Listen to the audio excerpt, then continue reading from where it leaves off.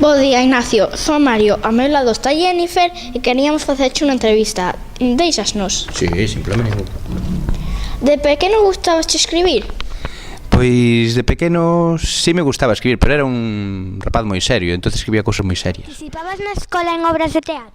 Sí, cando sabía, sí, pero me gustaba sobre todo ler na clase. Cando facíamos as lecturas na clase así de teatro, gustábame moito. E despois, sempre que había así alguna cousa escénica, que me gustaba moito participar, claro. Que che gusta máis facer? Unha obra para pequenos ou para maiores? Pois gústame as dúas cousas. Gústame moito as dúas cousas. Gústame facer cousas para pequenos, porque soen ser máis divertidas, e tamén cousas para maiores, porque tamén dan outras posibilidades. Canto tempo tardas en escribir un libro? Pois estes libros como a Fábula Galénica ou Auga que non vas beber, pois tardei bastante tempo, porque primeiro lín moita literatura tradicional, tratei de escoitar, lembrarme dos contos que me contaba a miña nai, preguntarllos outra vez, e meu pai, e meus avós. E despois, antes de escribilo, o que fixen foi ir polas escolas e polos teatros a contar esos contos. E cando vin que cousas lle gustaban á xente, pois foi o que empecé logo a pasalo por escrito a unha obra de teatro. De onde sacabas as ideas para os teus libros? Pois, sobre todo, da literatura tradicional. E eso é o que decía antes dos contos que lle escoito a miña nai. E despois sempre dunha idea que tes sobre a sociedade, sobre a realidade, sobre o que che toca vivir todos os días.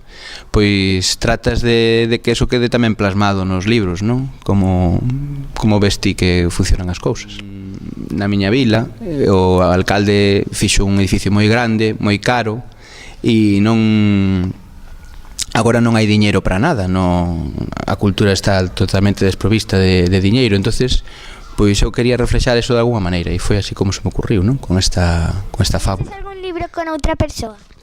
Pois por agora, bueno, estou facendo contando a historia en banda deseñada de Castelao.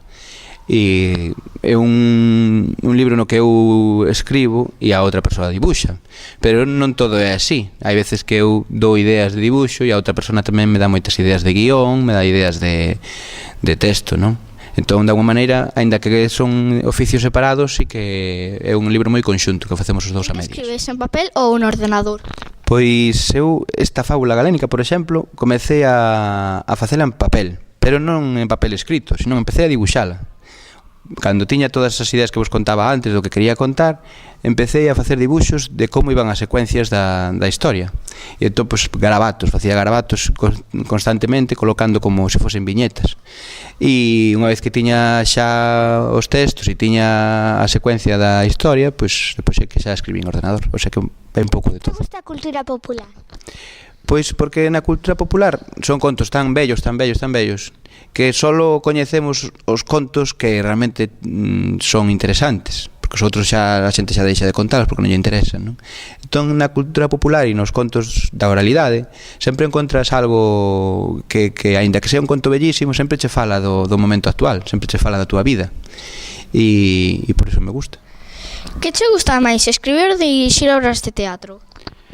Pois dirixir é moi interesante porque aparece moita xente. Tes que, por exemplo, cando facemos esta fábula que a fixemos con títeres, pois hai que falar coa de vestuario e ela sempre che dá algunha idea.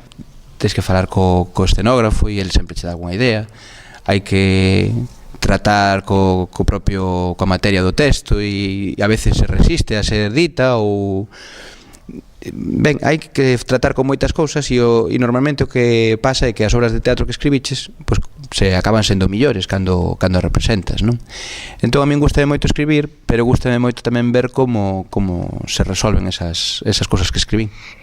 Na Fábula Galénica falas do cuidado do medio ambiente. Eres ecoloxista?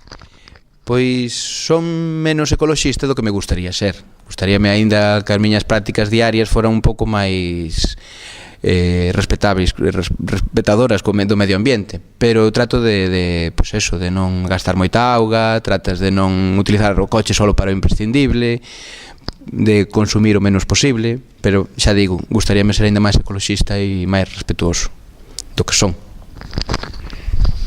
Ignacio, encantounos facerche esta entrevista. Moitas grazas pola túa visita. Moitas grazas a vos.